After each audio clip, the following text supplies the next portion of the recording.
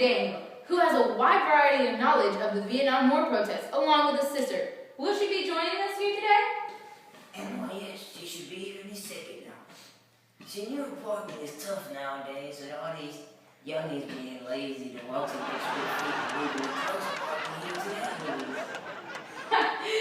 It's understandable, sir. So, would you care to enlighten us meanwhile she comes? I would be honored to. I remember this like it was just yesterday. But many of you youngins believe that the Vietnam War protests began when the war did, but that is a lie.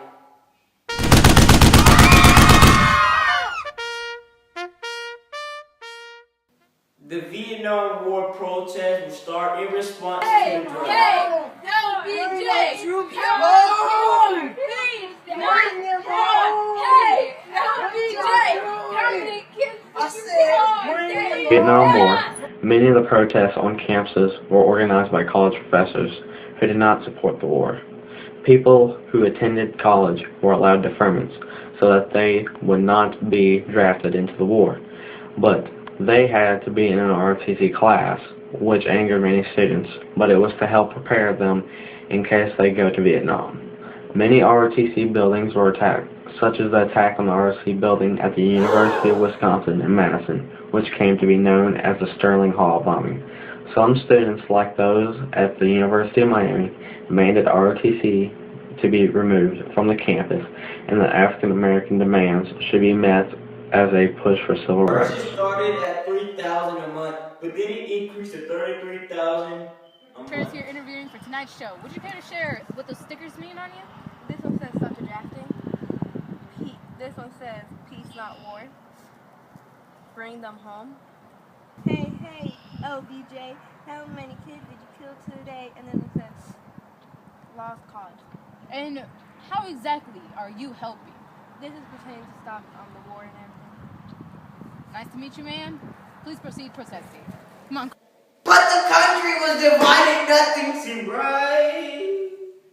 Okay. America.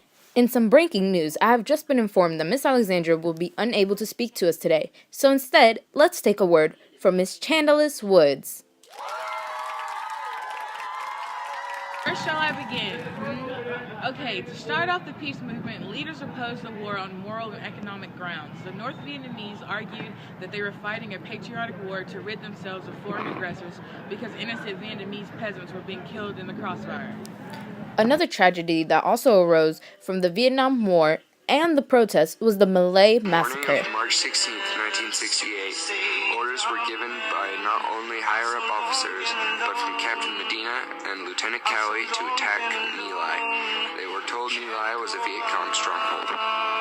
My Lai had no civilians, only Viet Cong and Viet Cong sympathizers. They were told to kill everyone. If it grew, cut it down. If it moved, kill it. If it was water, poison it. When they arrived, they found that My Lai had only civilians. Still, Cowie and Medina gave